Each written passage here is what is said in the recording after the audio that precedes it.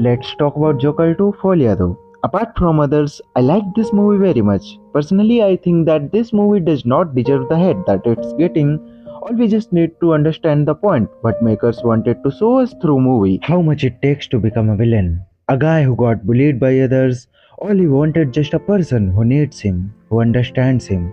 His own mother laughed at him. He started getting bullied since he was 7 years old. He faced physical and mental and sexual assault. So I ask you, who was the real villain in it? Arthur Fleck, his other persona named Joker, or the society itself? We can divide this story into three parts. Number 1 delusion, number 2 realization, number 3 acceptance. Though, before starting the review, I would like to tell you that this review is not a spoiler free review. So, in case you haven't watched the movie yet, you should leave this video from here. This story was about Arthur Fleck, not Joker. The vision of the makers was very clear what message they wanna show or convey through this story, and for me, they succeed on it. People are reacting same as the followers of the Joker in the movie. We all wanted to see the Joker's madness, but we got tragedies of Arthur. There are songs in the movie which people thinks that it's not a good thing, but for me, it worked so well. The songs are used for the continuation of the story and used as metaphor. And who doesn't love the classic? I mean, come on, that's life. Oh, as you know, this movie is titled as Foliado, which means shared madness. You might think that this title is given because of the Harley Quinn, but let me tell you, my friendo, it's not. It's about the madness that he shares with his other personality. For example, in the very first scene where we see animated Arthur performing on the stage, and there appears a shadow which is trying to take control over Arthur and doing all the dirty work. Arthur was totally against it. As you can see in the movie, he tries to get away from that persona of his, but he couldn't. That was one of the delusions that he shared with his other persona. And then comes the other scene where he happens to go out of jail to meet his lawyer. Since it was raining and everybody has a black colored umbrella. But the moment we see it from the POV of the Arthur, every umbrella becomes colorful.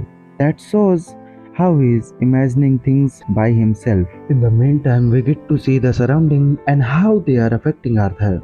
In one scene where they bring Arthur out of jail to meet his lawyer, and everybody gets an umbrella, but Arthur doesn't.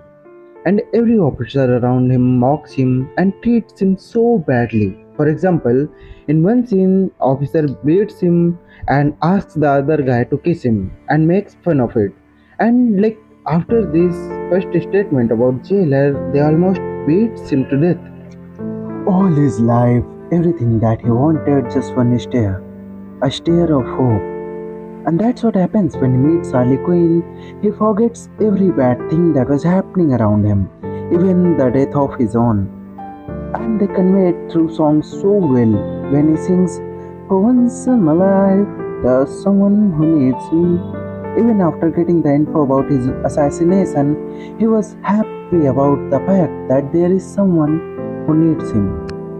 He was sinking, but she made him float on the surface of the shore, filled with the smell of the thousand suffering souls. And on the other hand, they tried us to show the other part of the society through Harley Quinn, that how some people victimize themselves to get attention, fame, or fantasize themselves to be with fictional toxic characters. He inhales all the poison, and suffering makes him realize about all the wrong things that were happening around him. How his so-called soulmate Harley used him to satisfy her soul.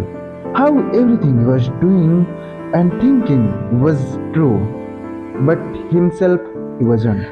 And then the statement of his friend makes him realize that everything he was doing was wrong. And I seriously almost cried on that scene. And that was it, my friend. Everything makes it so perfect. Everything went according to plan. The story, the visuals, and the songs. Every accessory made it more beautiful and perfect, especially the performance of the all supporting characters and Walken himself. He doesn't act but lives that character. They sang every song by themselves, which makes it more realistic and interesting. In the end scene, I almost cried and thanked the creator for making such a perfect sequel instead of making a cash grab. So, that was it, my take on the Joker movie. See you in the next video. Bye bye, take care.